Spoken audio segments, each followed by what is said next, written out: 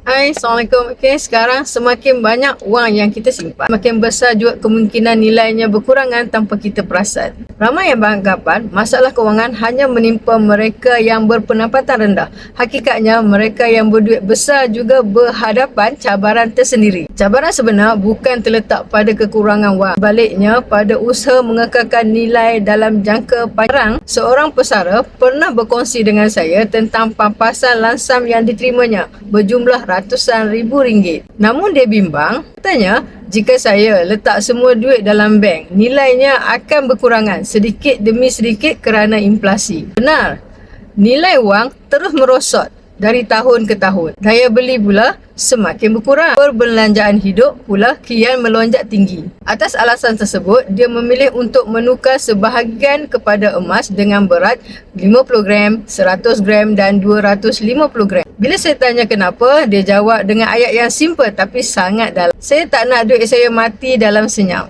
Masa saya dengar ayat tu, saya terus faham. Emas bukan sekadar pelaburan, emas adalah nyawa kedua kepada simpanan besar. Bila duit besar ditukar kepada emas, nilai tak lagi jatuh ikut inflasi. Emas naik bila mata wang jatuh. Simpanan tak cair ikut emosi. 250 gram, emas takkan keluar untuk beli benda yang tak perlu. Senang dipindahkan, disimpan dan diserahkan kepada waris. Tanpa ribut, tanpa perebutan. Sebab tu, ramai usahawan golongan profesional dan pesara memilih emas sebagai penjamin kekayaan mereka. Bila simpanan dah jadi emas, mereka tahu nilai itu tidak akan hilang, malah bertambah dalam diam. Tuan-puan, kalau kita ada simpanan besar, sama ada simpanan kerja, pampasan, bonus atau hasil bisnes, jangan biarkan nilainya susut setiap tahun. Tukarkan kepada emas. Selamat menabung.